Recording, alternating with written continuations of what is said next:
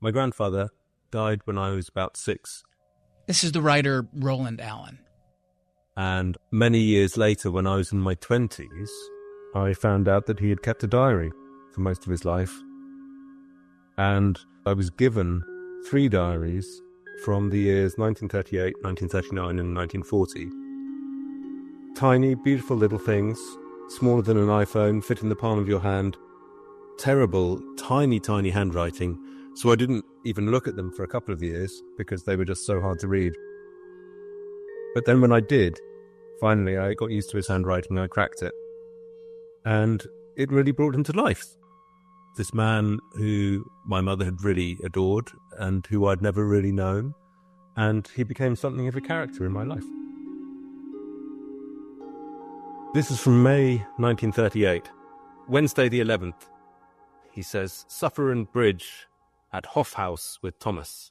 Belly still on the blink." Thursday the 12th. Saw Thomas off at 4 p.m. Then went to the office and went to bed. Friday the 13th, just 3 words. Stayed in bed. Saturday the 14th. Fed up, went to doctor at 9 o'clock. Diagnosed appendicitis and recommended immediate operation at Jewish hospital. Fixed things up. I was operated on at 2:30 p.m. Now read on. The operation was not such a joke.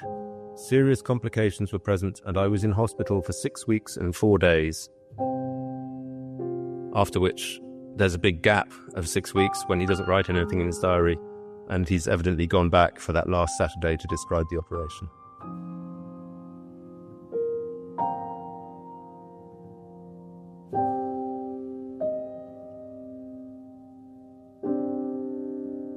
It was a real striking moment for me when I realized that this man who I had the vaguest memories of was really bringing himself to life on the page. And even though he can have had no idea of who he was writing the diary for or who would ever read it, there I was 70 years later, really getting into the nuts and bolts of his life. You know, nights out he had, the time his hat blew off his head into the river, the comings and goings of the various ships he was working with, getting drunk with sea captains, things like this. And it really brought him to life, I think, in a really moving, but also just generally positive way. Diaries, and in fact all kinds of notebooks, have a surprising power, given what simple, inconspicuous, easy to ignore objects they are. They are so basic, so cheap, so everywhere, and yet they can bring people completely to life again.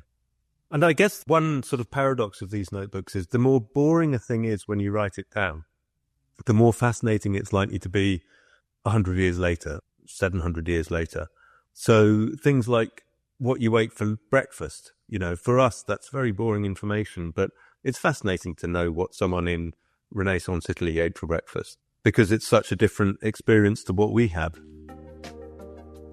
And I work for book publishers in London, so I was surrounded by creative people, by authors, designers, people with big ideas all the time. And I did notice that a lot of these people were really hooked on their notebooks. And I started to look and have a peek at what was inside, and it was always crazy stuff like spider diagrams or mad doodles or really sort of surprisingly formatted notes. And then sort of put these things together in my head, and the big question was, where does this come from? It's a very ordinary thing. It's so everyday that you don't actually ever see it. And when you start asking, well, where do notebooks come from? You realize that they must have been invented, and therefore that there must have been a time without notebooks, and therefore that they must have changed our lives in some way. And I guess that is the big question I set out to answer with the book.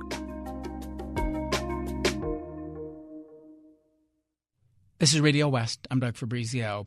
Roland Allen's book is called The Notebook, A History of Thinking on Paper. And in it, he does get to that question, the invention of the notebook, the development of paper. He explores the differences between writing something by hand and tapping that same information onto a screen. It turns out we process and retain information from a pen and paper better. The best part, though, may be the stories of the artists and thinkers and musicians and bureaucrats who kept notebooks. Leonardo da Vinci's notebooks are crazy. Darwin's may surprise you, and Marie Curie's are still radioactive. Roland Allen told us when he set out to write his book, he had to learn to embrace a new way of thinking. I'm not a philosophical person. I get bored very quickly by philosophical questions, and honestly, I just don't grasp them. If you try and talk to me about the nature of knowledge or the nature of belief, then I will lose interest quite fast. But if you try and show me how a particular clock mechanism works or something like that, I'm a very willing audience. And obviously I know this about myself, but what I couldn't get away from as I was working on the book was that there must have been something bigger, some kind of higher universal effects that the notebook has. And then I stumbled upon this philosophical paper from the 1990s, and I did a lot of historical research. I read a lot of scholarly papers about different historical notebooks. I did not read any philosophy at all in the main research project of the book, but I stumbled upon this one paper, which was written by a pair of philosophers called Clark and Chalmers. And in it, they talk about a hypothetical notebook that belongs to a guy who's losing his memory. Yeah. And in order to remember things, he writes things down. They call him Otto, which is great, because Otto is my son's name. So I enjoyed that. But they say, well, if Otto uses his notebook to remember everything, then surely that's part of his mind, in effect. And they tease this idea around and they knock it about, and they can't find any meaningful distinction between knowledge that Otto has on the page or beliefs that he holds on the page and beliefs that anyone else would hold in their mind. So they make the claim that your notebook is actually a part of your mind. It's just not inside your skull. And I think, and a lot of people think, that this is completely logical. In fact, when you think it through, it makes so much sense. The way that, if you gave me your phone number right now, I would have to write it down to remember it. But that doesn't mean that I'm not involved with your phone number. That doesn't mean that I don't want to remember it or that I would. It just happens to be a more reliable way than trying to do it in my head. And so, I do believe, philosophically speaking, that our minds and our beliefs extend out of the brain, outside the skull, and onto the pages that we work with, and also to an extent to our mobile phones and things like that in a different way. But just the idea that writing a novel or doing scientific calculations, at least this is the idea here contained in the philosophy, is that they only became possible with help from the external, an external tool. So it's not just our minds, it's the actual process of using the implement that makes this happen. We're sharing this thing. That's what makes the notebook interesting to you. Yeah, absolutely, 100%. And this is a big question. I'd love to know how people lived in medieval Europe, for instance, how a peasant lived who couldn't read or write, had nothing to read or write with, even if they could, but who never even saw books or saw them once a week from a distance when they went to church. How they seem to be missing out on this huge realm of thought and of creativity, which is just completely, how to put this, it's completely everyday for us. It's completely unremarkable, that's the word. Yeah. But it was invented. It wasn't always in our lives. Well, okay, put a pin in that idea for a moment, and I want to just mention something that will be deeply familiar for a lot of listeners right now, and that's their Moleskine notebook. The story of the Moleskine sort of comes up first thing in the book. It's about this woman named Maria Sebregondi, and she comes across this. I'll have you sort of take us through this, but she comes across these passages from a book by Bruce Chatwin, and in it are these references to these notebooks that he's using. And you say in the book that this meant something personal to her. Take it from there. Connect us to that story. So a lot of people read Bruce Chatwin in the 80s, and I was one of them, and I loved him. Yeah. So Bruce Chatwin was this English author. He wrote travel books, which sort of skirted into fiction, really, because he was such an unreliable narrator of his own adventures. Right. And his biggest hit, which he wrote shortly before he died, or he published before he died, was called The Songlines. Right. It's a massive book about exploring Australia, basically, and ideas about nomadism. And this was a very exciting book in 1989, 1990. Loads of people read it, translated into every language, and people were very excited about it. And the last third of the book isn't a conventional narrative. It's just little chunks that Bruce Chatwin pulls out of his own notebooks. And it became obvious from these little bits and pieces, which were partly copied from elsewhere, partly just little vignettes from his travels, partly funny stories he'd heard, partly quotations from the classics or the Bible. It became clear that his notebooks must have been really fascinating, that he must have packed everything into them. And he talks about them as well, as how precious they were to him and so on. So I think a lot of people had the idea planted by Bruce Chatwin that a notebook could be something really exciting and really creative, and it became a sort of aspirational thing. And Maria Sebregondi's genius was to take it and turn it into a product, which is the moleskin. Yeah. And because she recognized those exact same notebooks as Bruce Chatwin used from her own youth. She'd used them as a student herself in Paris, so she knew exactly what he was driving at about the physical notebook. But she packaged it up, and as I said, I'm a sales guy, and I really appreciate from a professional point of view what an amazing job she did, because she turned a really simple thing which no one had ever spent any money on previously into this aspirational, really quite expensive, glamorous, preposterously expensive for what it is, right? Absolutely, yeah. And the profit margins at Moleskine, the company, which has gone through many owners, the profit margins there are always ridiculous because they can mark up their products so much. It's always one of the best, most profitable firms out there on the Italian stock exchange.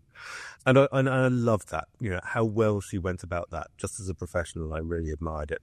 But also, I don't want to be too cynical about it, because I think you and I and many, many other people who've really got good things from keeping notebooks creatively, or from keeping diaries or sketchbooks or whatever, we do owe it to her, because she did get it out there in a way which no one else really had before.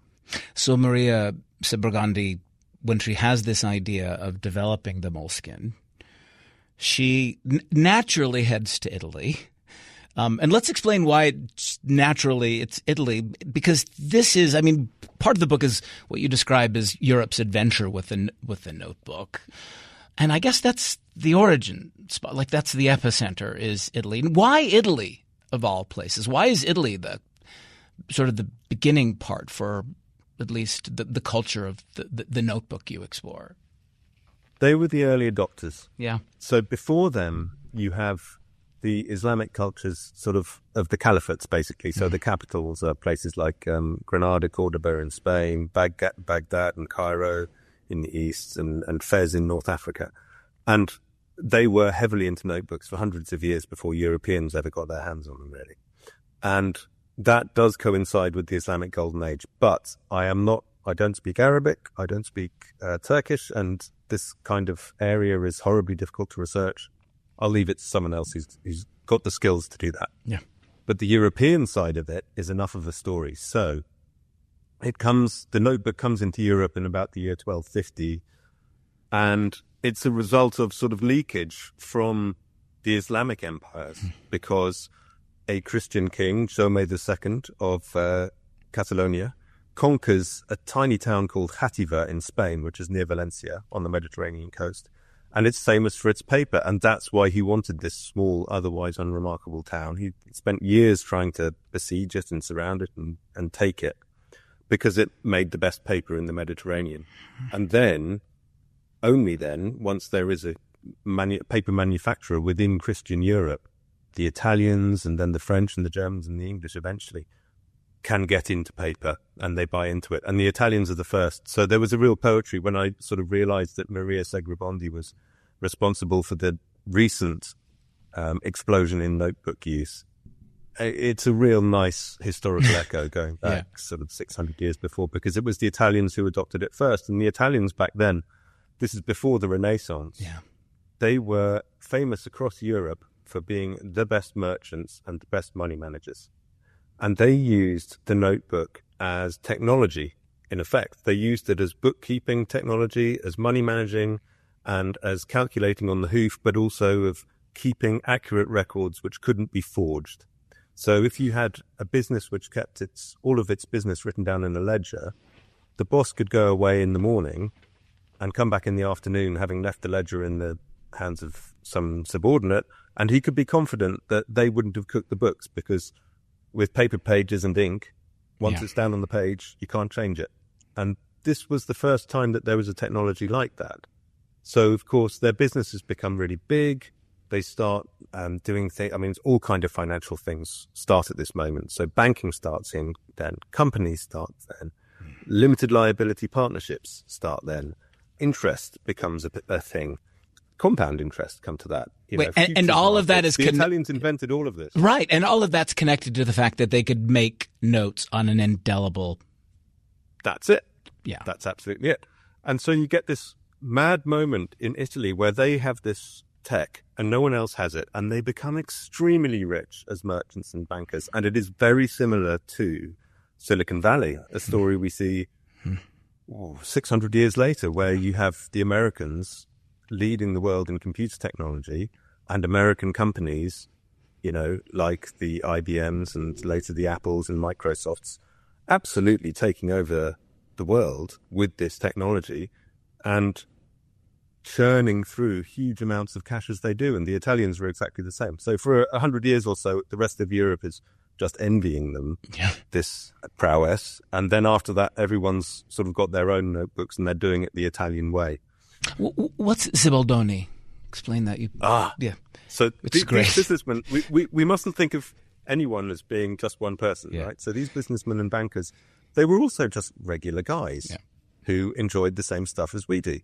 And so at the end of the day, having spent their noses in their ledgers all day long, they would go back home. And like us, they enjoyed literature, they enjoyed stories, they enjoyed poetry and songs and prayers and interesting tidbits from history. But because they had notebooks to hand, they could write them down and retain them. So you've got to remember, this is a time before printing. And if you wanted to have a book in your house at all, it had to be handwritten. Yeah. The idea that they could make these little anthologies for themselves is just wonderful. And the modern equivalent, I guess, would be the mixtape. You'll remember making mixtapes back in the 80s and 90s, right? Something which is completely unique. It's all of your favorite bits. It's every mixtape is a greatest hits, if you like. And Zibaldone are like that, So they would write down their favorite bits of Dante's comedy. They would write down stories from Ovid. Aesop's fables were very popular, but they would also write down a meaningful prayer or some new ruling from the town's governors, which they had to abide by, a new tax or whatever, and they needed to bear in mind. So, and they wrote them down in these notebooks, which they kept at home, and they were called Zibaldone, and Zibaldone was Tuscan for salad, which perfectly gets sort of how tossed together they were, how random. They were made of loads of different things, and people loved them. But it seems to have been a peculiarly Florentine thing. So it really just happened in Florence. But it happened in Florence for about pushing 200 years. The young Leonardo da Vinci, for instance, definitely worked on Zibaldone when he was training as an artist, making Zibaldone for other people, or certainly in that workshop. He would have known all about them. And then he goes on to be the greatest notebooker ever, or one of the great notebookers. This sort of gets me to one of the insights of the book, and I guess it was something of a revelation for you, the fact that for all of those years that people are documenting prayers and personal information and recipes, I guess dozens and dozens, maybe hundreds of years, in all of the collections of receipts and prayers, people were not in these notebooks revealing their inner lives? No.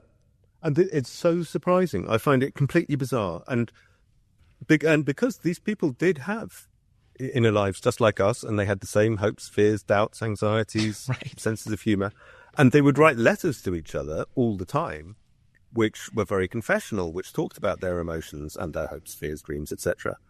So it wasn't as if they couldn't put pen to paper and write about their emotions. They could.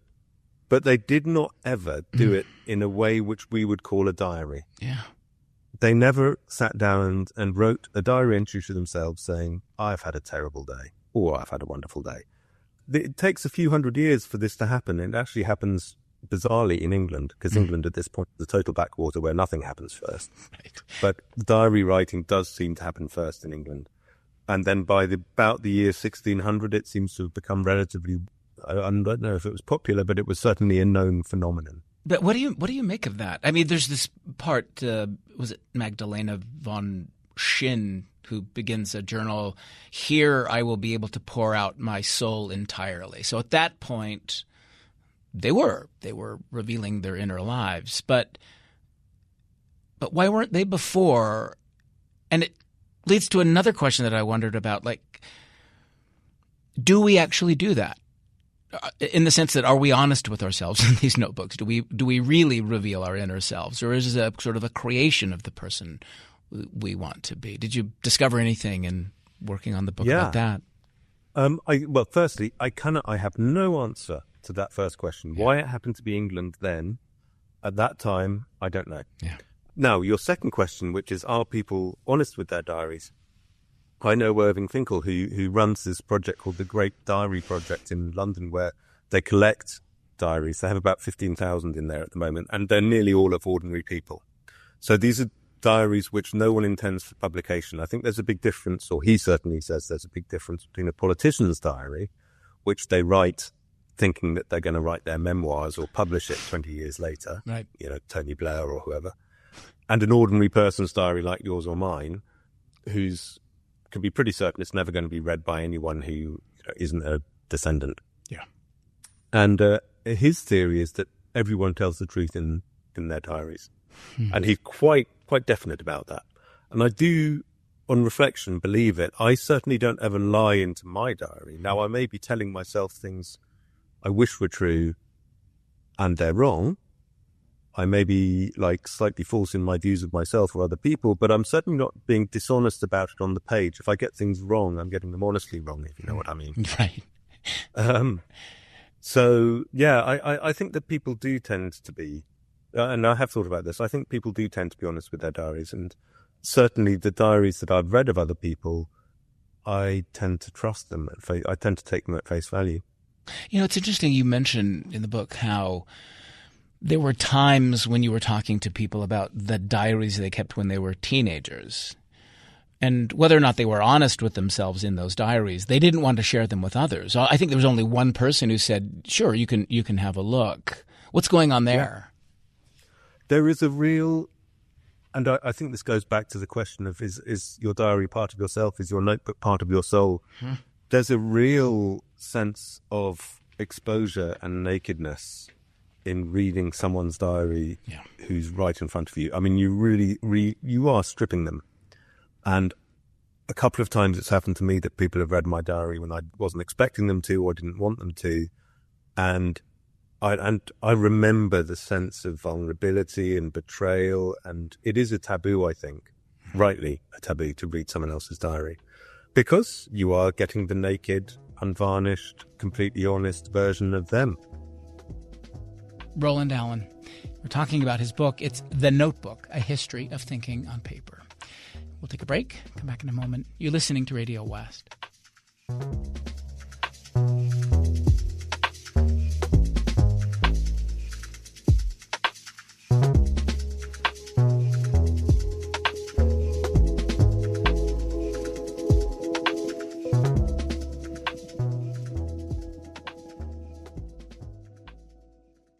This is Radio West. I'm Doug Fabrizio. Today in the program, we're talking about the history of the notebook. Maybe it's easy to forget, but the notebook you use for sketching or doodling or journaling is a piece of technology that was invented. In his book, the writer Roland Allen tells that history, and he also tells the stories of the people whose notebooks shaped their work, like Darwin and Leonardo and Frida Kahlo. Allen also gets to the question of why a notebook might be different or even better than that Notes app on your phone. His book is called The Notebook, A History of Thinking on Paper.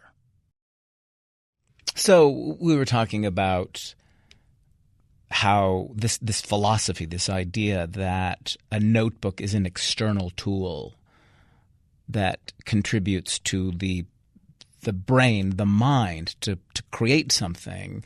And there's this great idea you explore in the book about the role of notebooks in the development of art. Now, it's a theory that you say makes sense to artists you've talked to, people who actually draw.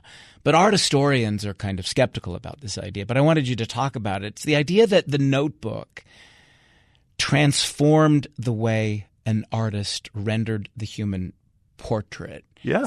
It happens in the last years of the 13th century. There are these two painters that you explain, illustrate all of this. Take us through this idea. So this idea, I guess it comes from two initial realizations. So firstly, just to wind back a bit, I was a sales guy in a publishing company, still am. And a lot of the books we published back then were how to draw guides. So if you've ever bought a book on how to draw faces or how to draw places or drawing pretty patterns or calligraphy, anything like that, I've worked on a ton of those books and I've met their authors. And they were the people who had interesting sketchbooks and notebooks we talked about earlier. All of them, any person who teaches drawing will tell you, keep a sketchbook, always work in it, never stop, do it every day. That's how you get good at drawing. Okay, that's an interesting thought, just file it away. Then when I came to be researching the notebook and I realized that notebooks first popped up in Europe, in Italy, around the year 1300, I literally Googled what happened in Florence in the year 1300. And it popped up with painting. Giotto did such and such. Okay, Giotto, let's have a look at him. And then he realized that Giotto was the first Western artist, certainly since the Roman times, who could paint your picture and it looked like you. Before Giotto, for instance, we don't know what any popes actually looked like. So we have 1,000 years of popes and no one knows what any of them actually looked like, except that they wore the funny popish hat and they sat on a big throne and they carried a crozier and made the popish gestures, because that's how portraiture worked in those days. You drew a figure and you gave it a sword and a crown if you wanted it to be a king, and you gave it a hat and a cross if you wanted it to be a pope. Yeah. And everyone understood it, and that was fine.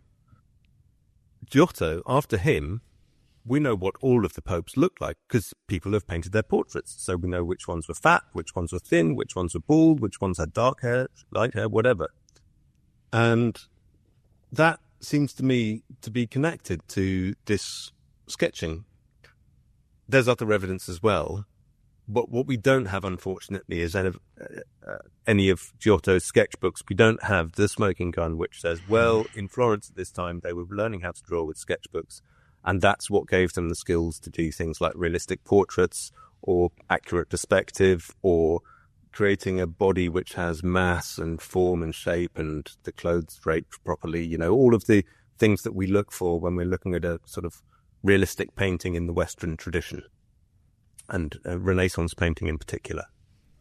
So there is no smoking gun for that period. What we do have are the notes left by various artists who say that they were always walking around carrying notebooks and making sketches.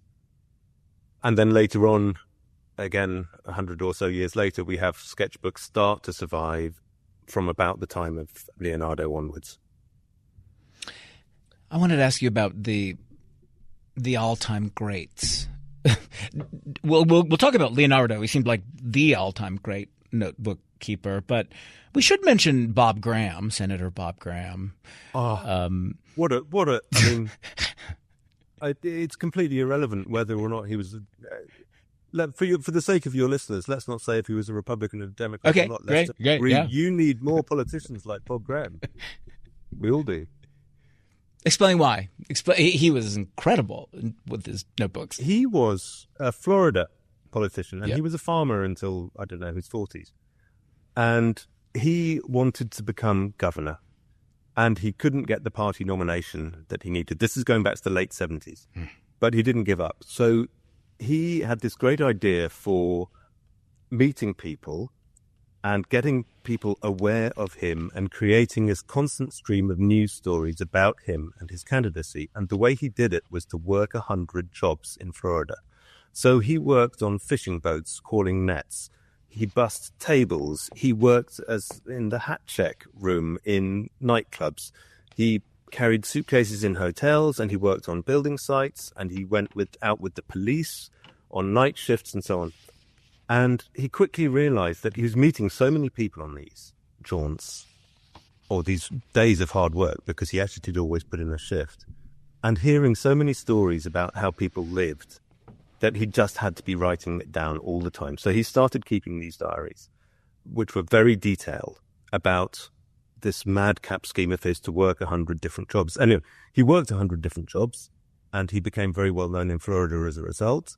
And everyone saw that he was a serious, decent, hard-working person, and he won election to governor, and then later, subsequently, he was elected senator. And he never broke through fully on the national stage, but obviously had a very excellent political career for many years.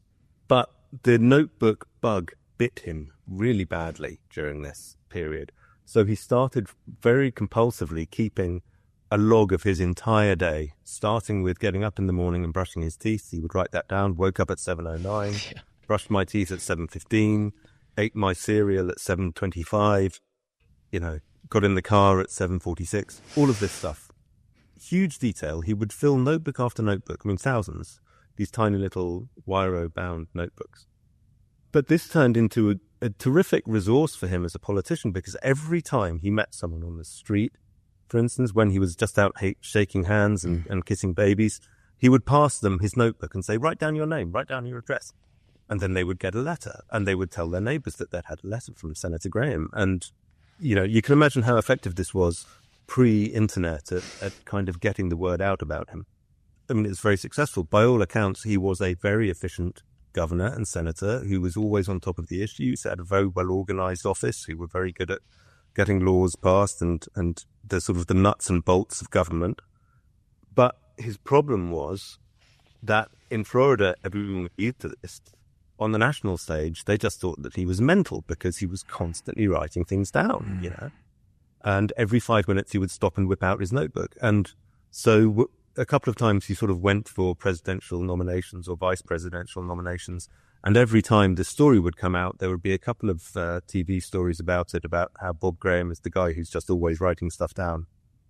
And it would just be considered too odd for the national stage. So he never broke through as a national politician, which I think is a shame. But he seems to have been a very, very decent guy. He's still actually alive, I believe.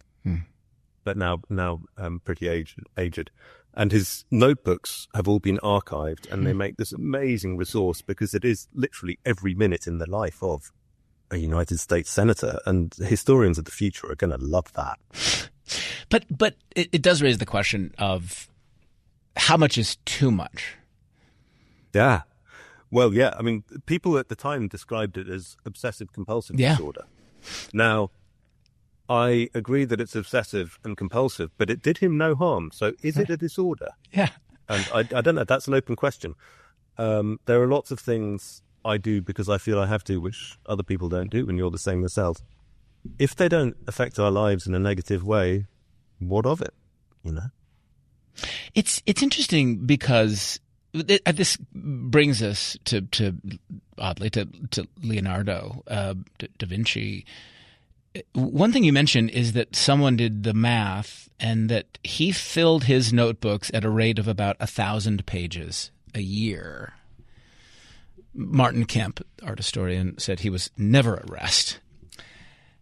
He spent something like how many hours did he spend a day writing? You mentioned this in the book, and it made me wonder how, if you are an artist or someone extraordinarily gifted like Leonardo, an engineer, a great thinker, what's the right equation between the actual writing about the thing and the doing of the thing? Does that make sense?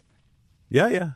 Well, firstly, just to put that in a bit of context, some of Leonardo's notebooks are these incredible, huge pages covered in writing, covered in fine drawings and diagrams, and they're very complicated, and you think, wow, that's a lot of work. Yeah. Okay. Many of them are also tiny and just consist of tiny little sketches and tiny little observations. So it's not so hard then to think about him filling 3 pages a day, if you consider that some of them were just very small things that he sketched as he was going about his day. The thing is, Leonardo is often described as an engineer. but very little of what he designed was ever built. Right. He's described quite rightly as a great painter, but he finished, I think it's like 19 paintings in quite a long career, something like that. He was not very productive. He's described as a great anatomist, but he never published a book about it, a great colour theorist, and he was all those things. But basically, Leonardo's job, day to day, was being Leonardo. Yeah.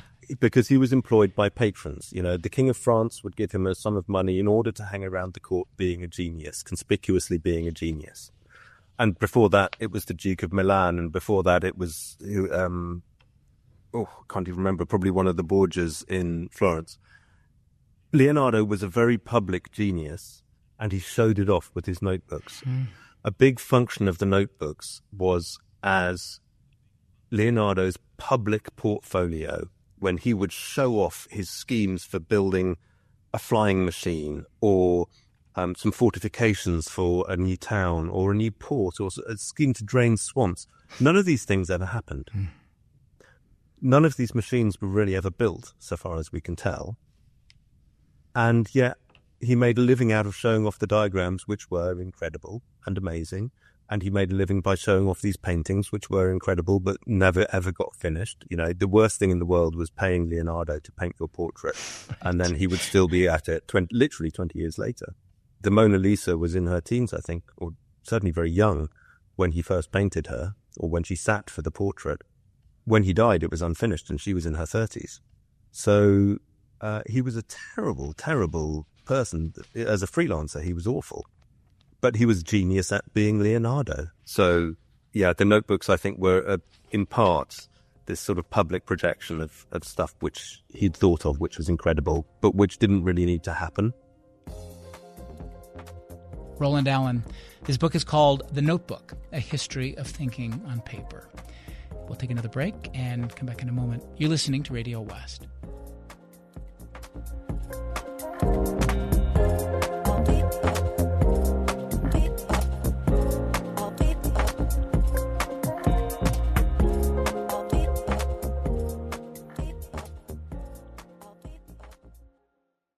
This is Radio West. I'm Doug Fabrizio.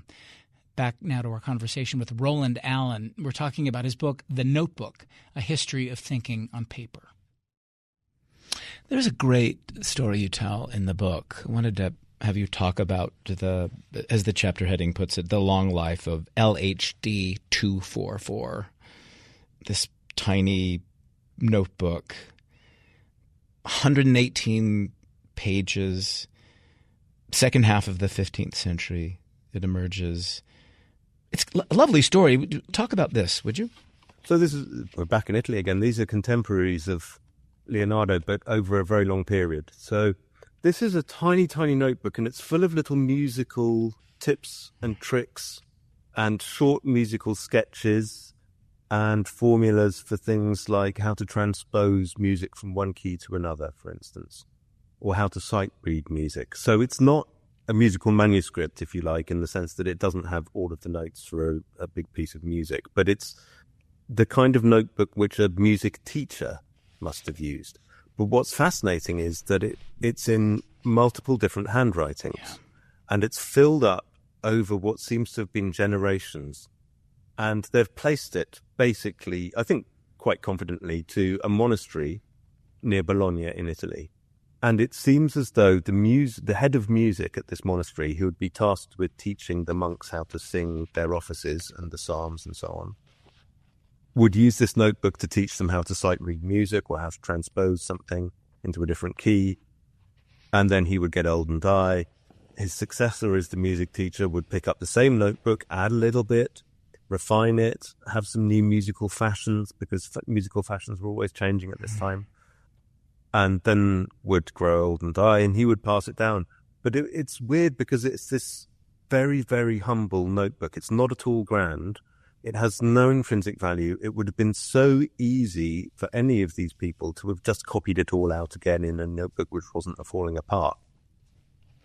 No one ever did. Yeah. And I think it's because of the sentimental value which attached to it, that as it went down through generation after generation of these monks who had, very spiritual lives, but also, music must have been hugely important to them.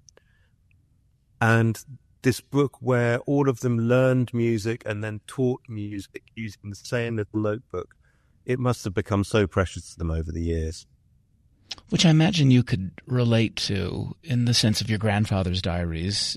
You say at the end of the book that those diaries that you have in boxes, those will be the things that you rescue if your place ever catches on fire. Oh, yeah, 100%. And it's quite a dramatic image. I honestly don't want my place to burn down. But yeah, I mean, a friend of mine was, an American friend was caught up in the Palisades fire recently, and he really did have to load absolutely, he had 10 minutes to load up his van and drive. And it made me think, whoa, this does actually happen to some people. And in my case, I would definitely have slung my diaries and my grandfather's diaries into the van and then probably stopped, because nothing else is remotely as precious as those. I mean, I've got lots of things which I really care for.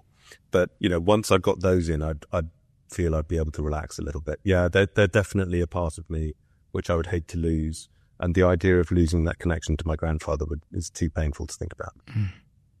Can I just make an illustration? Why they're so precious? Because this isn't in the book. So I've got two kids. One of them's 13, one of them's 21. And the 21-year-old recently asked me, how did I react when you told me that I was getting a little brother or sister? Because she was 7 at the time. Yeah. Sort of peak little girl wants a baby, sibling age. And I was able to go back to my diaries and tell her the conversations that she and I had had over a course of 3 or 4 days when me and her mum were telling her the news that she was going to have a little baby brother. I'd forgotten them totally. She'd obviously forgotten them totally. And yet they were there. That is priceless. Being able to go back to that moment, which is, I would say it's a memory that is so precious, but evidently I'd forgotten it completely.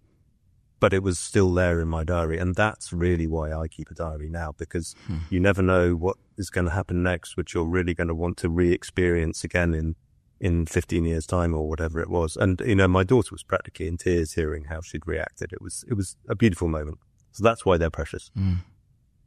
What's the difference, though, Roland Allen, between you grabbing your iPhone and writing in the notebook app of your phone that the story of your finding out your daughter is born? What's the difference between that and opening a notebook and taking a pen and writing that same information? What's the difference between those two experiences? I guess it's similar to, imagine that you need something to drink your coffee out of. You break the last mug in the house. So you can go down to Walmart and you can get the cheapest coffee mug on sale at Walmart, whatever it is, $1.59. Go home and drink your coffee. It works perfectly well. Yeah.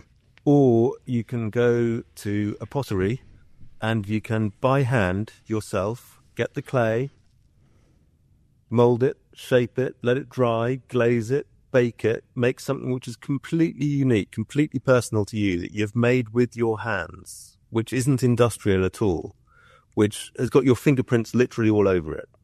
And take that mug home and drink your coffee out of that. Mm. That's a different experience. Now, the coffee's the same, if you like. The life experiences are the same. But then I would venture that it's a richer experience drinking coffee from a mug that you've fired yourself. And it's similar.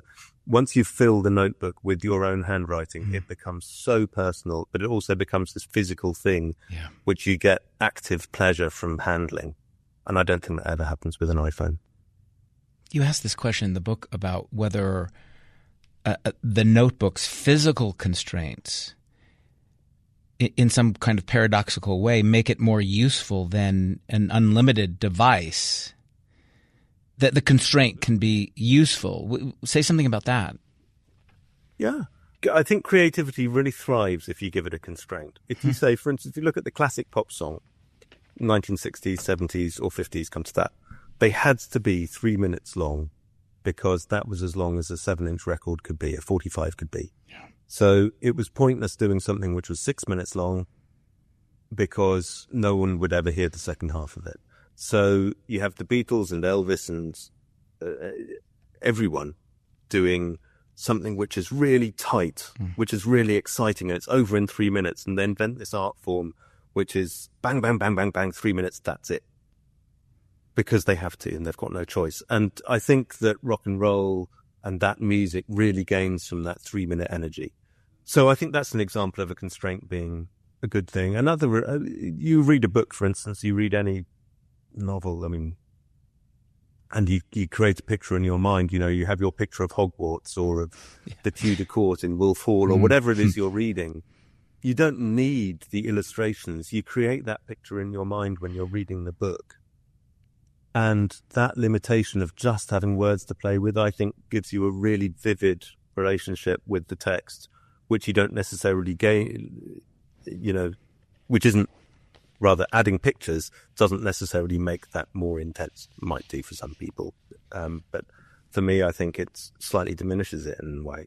And I think it's the same thing with writing on paper, that you're forced to be brief. You're forced, because it's quite hard work writing, to be, to value each word that you put down. My diary, I think quite carefully about what I write before I start the sentence. Whereas if you're typing, very commonly when I'm typing, I don't know how my sentence is going to end.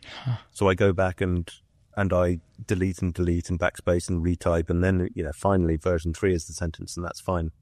Doing that by hand is just exhausting, and you end up with something really ugly. So the constraint of writing in ink on paper forces you, I think, to think through what you want to say before you start putting pencil to paper or pen to paper. And that's a good discipline. Let me ask you, finally, I want to come back to that idea developed by the English philosophers, the idea about the extended mind, that our minds aren't just in the brain, that they extend out of the body and in the physical world. And one of the things you mentioned, that thought experiment that they conceived involving that created person, Otto, and Otto's notebook, yeah, Otto's notebook. But you say in the book toward the end that you want to create your own thought experiment, and instead of looking into the future, which they do, these philosophers, you want to look backwards in time. Do you mind taking us through that experiment and explaining what you're hoping to learn from that? Yeah, I think the whole book is an attempt to understand what the notebook's done for us. Yeah. And I think part of that, we have to make the imaginative leap and think, well, where would we be if we didn't have a notebook to write in? And you have, it's so far from our current experience. You really have to sort of think your way back into the shoes of the medieval peasant, or of the tribe's person in a rainforest, or roaming the prairie with nothing to write down in and nothing to write down with. Does that leave you with no thoughts to write down? What sort of thoughts does it leave you with? Obviously you sing songs and you have dances and you tell stories to each other, etc., etc. So it's a very, very different kind of experience, but it's also one in which you can't, for instance, engage seriously with mathematics, or I don't see how you could engage with mathematics, which is the sort of the building blocks of the universe. And you would have a hard time recording histories or keeping accounts or dealing with large numbers of things, animals or crops or anything. You would have a really hard time designing a building or making a map. And just thinking how much richer our lives are now because we can do all of those things, even though we happen to now do all of those things with computers and iPhones and so on. For hundreds of years, the notebook was the only way to do it. I was talking to someone who works on a tech blog, and he said, well, now in the digital age. And I said, whoa, hold up. In many ways, this is still the notebook age, because we live in a capitalist era. Capitalism is definitely the fruit of all of those Italian bankers coming up with things like companies and limited liability partnerships and futures trading and shares and interest rates, That all depended on the notebook. For hundreds of years, our societies ran on notebooks of all kinds, every institution you care to think of, governments, hospitals, prisons, whatever. It's only very recently in human history that we've moved away from doing everything in the notebook to suddenly doing everything on a computer. And I think, we should be a little bit grateful for that notebooks have been around while we've been alive in order to give us that richer experience, I think. Roland Allen, thank you very much. Well, thank you very much for having me. This conversation has been a real pleasure. Roland Allen. His book is called The Notebook, A History of Thinking on Paper. Radio West is a production of KUER. You can subscribe to the show wherever you get your podcasts. We're on YouTube at KUER 90.1. We're on Instagram at Radio West. And you can email us at radiowest@kuer.org. Our intern is Katrina Cano. The program produced by Benjamin Bombard and Tim Slover. Carrie Watson is our executive producer. I'm Doug Fabrizio.